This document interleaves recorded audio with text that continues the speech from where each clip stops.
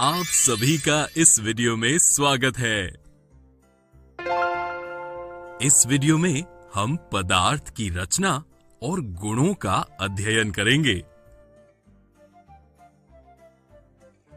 अपने आसपास की वस्तुओं को गौर से देखिए।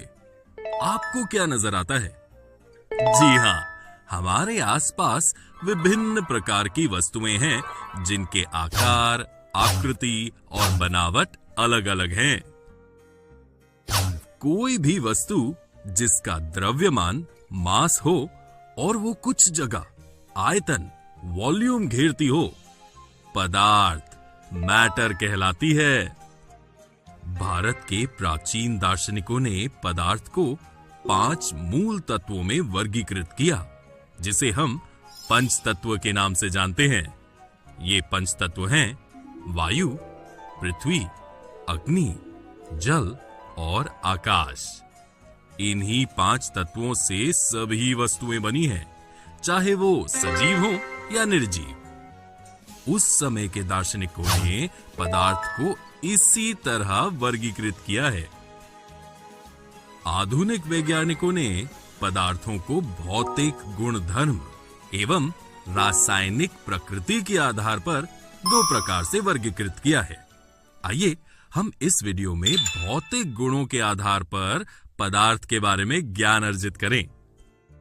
दोस्तों, क्या पदार्थ सतत कंटिन्यूअस हैं या कणों पार्टिकुलेट से बने होते हैं? आइए एक क्रियाकल्प द्वारा यह ज्ञात करें। एक 100 ml का बीकर लें। इस बीकर को जल से आधा भरकर जल के स्तर पर निशान लगा दें।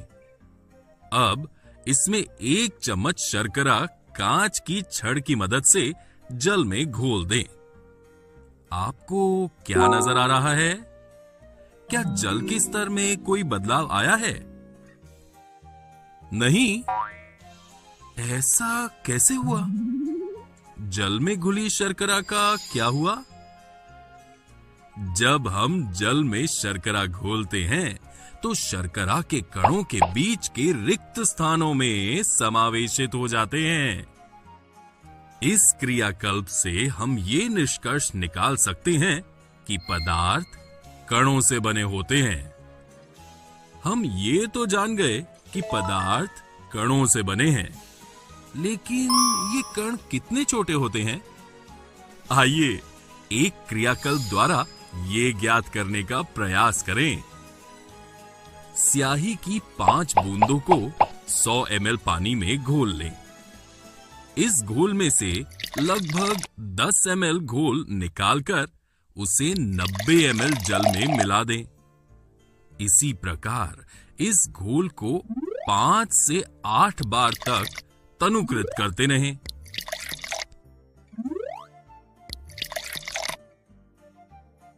आपको क्या नजर आता है कि जल अब भी रंगीन है? प्रत्येक बार तनुकृत करने पर घोल का रंग हल्का होता जाता है, फिर भी पानी रंगीन नजर आता है। ये प्रयोग दर्शाता है कि स्याही की चंद बूंदों से भी पानी की बहुत अधिक मात्रा 1000 ml रंगीन हो जाती है। इससे हम ये निष्कर्ष निकाल सकते हैं कि हर बूंद में कई सूक्ष्म कण होंगे। ये कण छोटे छोटे कणों में विभाजित होते रहते हैं। अंततः एक स्थिति में ये कण और छोटे भागों में विभाजित नहीं किए जा सकते। इस क्रियाकल्प द्वारा हम ये कह सकते हैं कि पदार्थ के कण बहुत छोटे होते हैं। आइए अब हम पदार्थ के इन कणों के अभिलाक्षणिक गुणों के बारे में जानें। क्रियाकल्प 1 और 2 में हमने देखा कि किस तरह शर्करा और स्याही के कण समान रूप से पानी में वितरित हो गए। ऐसा इसलिए संभव हुआ क्योंकि एक पदार्थ के कण दूसरे पदार्थ के कणों के रिक्त स्थानों में समावेशित हो जाते हैं। ये दर्शाता है कि पदार्थ के कणों के बीच पर्याप्त रिक्त स्थान होता है। दोस्तों, क्या किसी भी पदार्थ के कण स्थिर होते हैं या निरंतर गतिशील होते हैं? जल से भरा एक बीकर लें। इस बीकर में 2 चम्मच चाय पत्ती डालें और इसे एक ओर रख दें। कुछ घंटों के पश्चात आप क्या देखते हैं? हम देख सकते हैं कि कुछ समय के पश्चात जल का रंग बदल रहा है। अब इस बीकर को यदि गर्म करें तो आप क्या देखते हैं? आप देख सकते हैं कि बीकर को गर्म करने पर चाय का रंग पानी में अधिक तेजी से घुल जाता है।